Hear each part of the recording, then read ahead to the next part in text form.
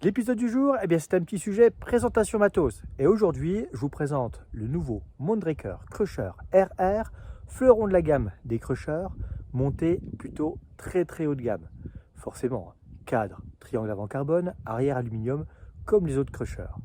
Motorisation Shimano EP801, la nouvelle motorisation, avec jusqu'à 15 modes totalement paramétrables, histoire d'avoir des watts à revendre. Et honnêtement, ça pousse carrément. On a enfin un moteur chez Shimano capable de rivaliser, voire d'être devant un Bosch Race. On est bien au-delà de la puissance d'un Smart System classique. Au niveau des équipements périphériques sur ce vélo, ce qui a surtout retenu mon attention, c'est la nouvelle transmission 12 vitesses DI2 exclusive aux motorisations Shimano EP6 et EP801. Pas d'autre possibilité pour faire fonctionner ce dérailleur Shimano DI2 que de le monter sur un VTT. Ça ne fonctionnera pas sur un VTT de cross-country sans assistance électrique. Il n'y a pas de batterie Shimano compatible avec ce dérailleur. Vous ne pourrez pas mixer de produits DI2 12 vitesses, route ou autre. Non, zéro possibilité pour l'instant. Au niveau des autres équipements, en termes de suspension, Öhlins devant-derrière, ça a carrément l'air de marcher très fort. Hâte d'essayer dans du gros terrain. Route 29 pouces Mavic Carbone. Alors j'ai fait une petite entorse à la monte d'origine. J'ai viré les Maxxis première monte pour des vrais pneus. Des Hutchinson Gila fabriqués à Montargis en grosse section et avec une petite gomme bien efficace, surtout en e-bike.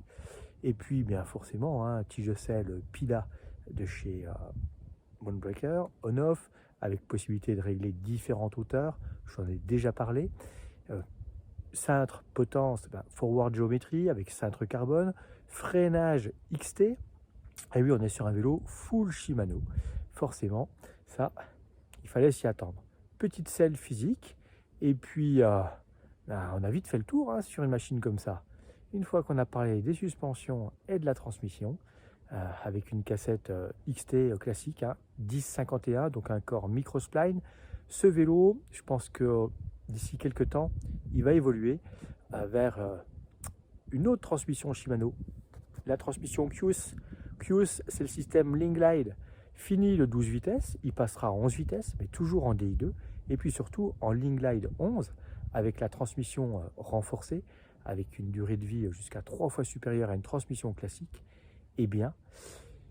J'aurai deux options supplémentaires sur cette motorisation, à savoir le free shift et l'auto-shift. Mais ça, on aura l'occasion d'en reparler une fois que le vélo sera modifié.